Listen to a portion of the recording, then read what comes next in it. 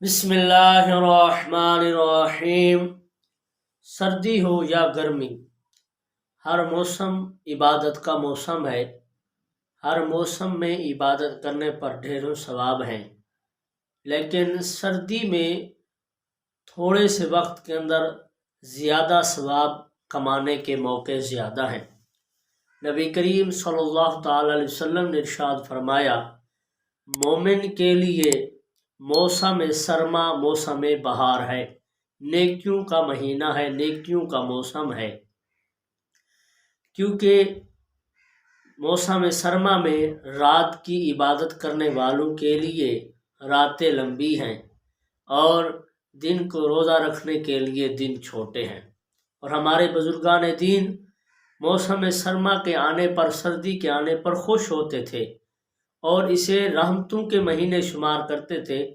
حضرت عبداللہ ابن مسعود جب سردی کا موسم آتا فرماتے، مرحبا اے موسم سرما، خوش آمدید کہ تو رحمتوں والے مہینے ہو، کہ ان مہینوں میں رات کو عبادت کرنے کے لیے راتیں لمبی ہیں، دن کو روزہ رکھنے کے لیے دن چھوٹے ہیں۔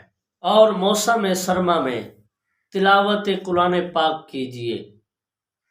ہمارے بزرگان دین فرماتے ہیں، حضرت سیدنا عبید بن عمیر رضی اللہ تعالیٰ عنہ کے حوالے سے روایت آتی ہے، آپ فرماتے ہیں، اے اہل قرآن، اے اہل قرآن خوش ہو جاؤ۔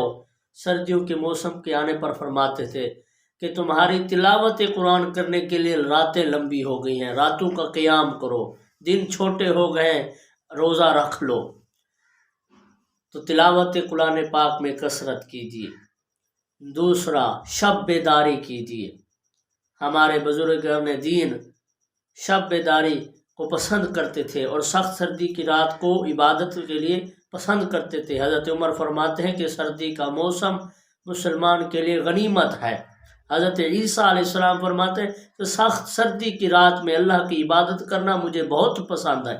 حضرت صفوان رحمۃ اللہ علیہ بزرگ گزرے، وہ فرماتے ہیں ان کی عادت کریمہ تھی کہ گرمیوں میں کمرے کے اندر عبادت کرتے رات کے وقت، اور سردیوں میں کمرے کی چھت پر عبادت کرتے تھے تاکہ نیند نہ آئے۔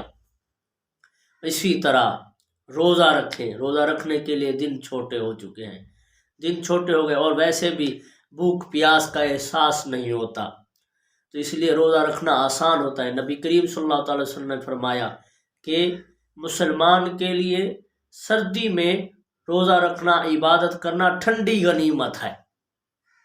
اور اسی طرح دگنا ثواب کمائیے، ڈھیروں ثواب کمائیے، کیونکہ سردی کی وجہ سے مشقت کو بالائے طاق رکھ کے سستی نہ کرنا، نماز پڑھنا، مشقت کو برداشت کرنا، ٹھنڈا پانی جب کہ پینے کا دل نہیں کر رہا، پیاس بھی ہے، اور اس کے ساتھ پھر وضو کر کے نماز کے لیے آنا، کوشش کرنا، یہ دگنے ثواب۔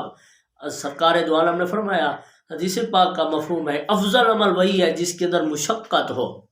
اور نبی کریم نے ارشاد فرمایا، سخت سردی کے وقت کامل وضو کرنے کا دگنا ثواب ہے۔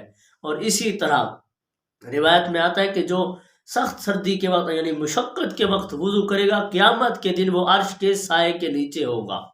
تو الغرض سردی کا موسم مومن کے لیے موسم بہار ہے۔